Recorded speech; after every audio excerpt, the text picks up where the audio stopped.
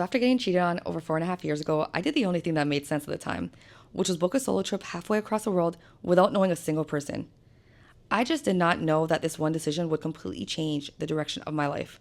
First, it was Dubai, where I sandboarded through the desert, rode camels, visited mosques in Abu Dhabi, and attended multiple events and dinners primarily on my own.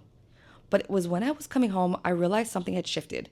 The emotions and weight that I felt, I just knew that I had to continue exploring and see more of what was outside my area code. So I booked another trip, and then another. I ended up in Jamaica where complete strangers told me they could never imagine traveling alone. I then went to Oklahoma where I was baptized, and instead of coming home, I made my way to Arizona for a solo retreat, which I would recommend anyone do at least once in their life. It was that trip where I realized traveling stopped feeling like something I was just doing, and it was actually becoming a part of who I was. So I found myself back in Dubai 2 more times because let's be real, I just couldn't stay away. Then one day, with less than 48 hours notice, I booked a flight to Japan. And here's where things got funny. My airport upon arrival was actually changed, leaving me almost 2 hours away from where I needed to be. And I had no choice but to get on that plane and figure it out. And somehow I did. Somewhere between navigating Japan alone, being wrapped in a kimono so tight I could barely breathe, and racing through the city dressed as Pikachu, I realized I was capable of so much more than I ever had given myself credit for. Before I knew it, that one trip turned into 4 years of back to back trips.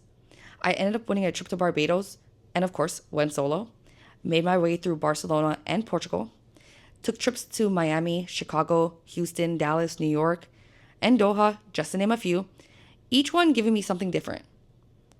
Many brought me friendships, others brought me lessons, and of course, all of them gave me experiences I would have never been able to do had I stayed home.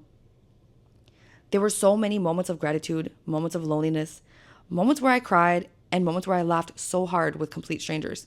There were so many times where I had to just figure it out, where I questioned what I was doing. And then there were other times where I just felt so present and I knew I was exactly where I was supposed to be. Looking back, I don't think any of these trips were ever about really seeing the world. I think they were giving me the space to meet myself in ways I had never met myself before. So, 4.5 years ago, I thought I was booking a trip because of being hurt.